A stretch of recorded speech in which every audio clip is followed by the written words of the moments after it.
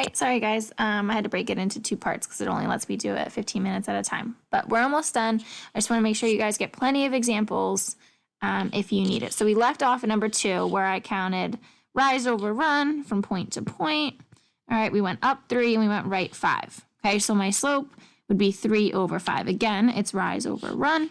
All right, or, okay, and I just want to show you, if you choose to start at this point, that is okay too. All right, now you always want to do your rise first. So you have to go down 1, 2, 3. Okay, if I go down, it's negative. And then I have to go left 1, 2, 3, 4, 5. If I go left, it's negative as well. So here in red, I started at the right point, going to the left point. It's down 3, left 5, which is negative 3 over negative 5. Now, a negative over a negative makes it positive. So at the end of the day, 3 over 5, positive 3 over 5 is your slope, which matched, all right, our first answer. So either way, you will get the same answer. Let's try one more. All right, so here notice I have a horizontal line. Okay, in the graphs that we provided for you up here, horizontal lines always have a slope of 0.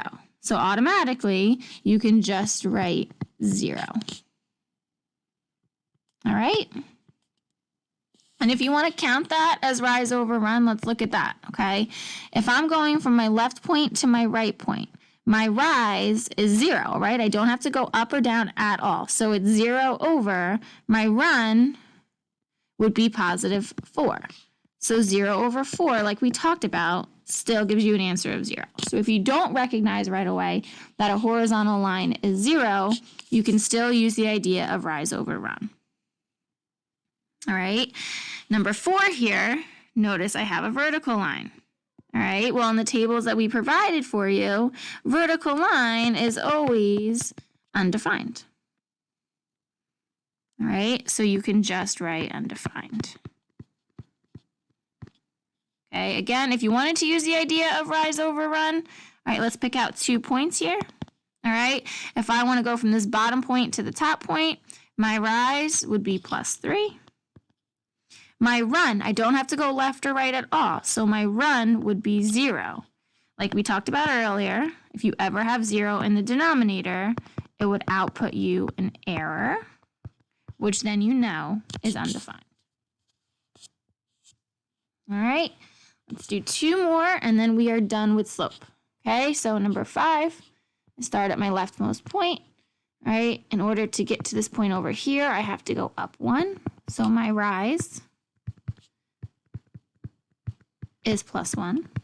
So 1 over, count my run, I go right 1, 2, 3, 4, over 4, 1 over 4. Okay, if you choose to start at the other point, let's go through that. All right, so that means you would have to go down 1. If you go down, it's negative. And you would have to go left 4. If you go left, it is also negative. So in that case, it would be negative 1 over negative 4, which, like we talked about, ends up being a positive 4.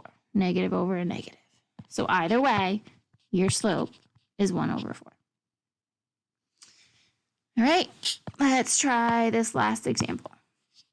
So I'm going to start at this leftmost point. I have to go down 2. So my rise is negative 2 because I have to go down. And then I have to go right 3. So positive 3 for my run. So my slope is negative 2 over 3.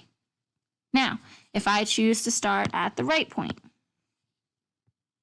in this case, I would go up 2.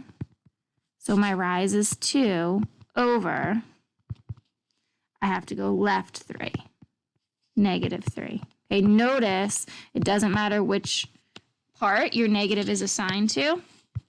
Okay, your final answer is still negative 2 over 3, or 2 over negative 3. It is the same thing. All right, so I hope this video helps. Okay, still email with any questions. We're going to let you guys try another Google form today to see if you guys do a little bit better, to see if you understand it a little bit better. And then we're going to move on to slope intercept tomorrow.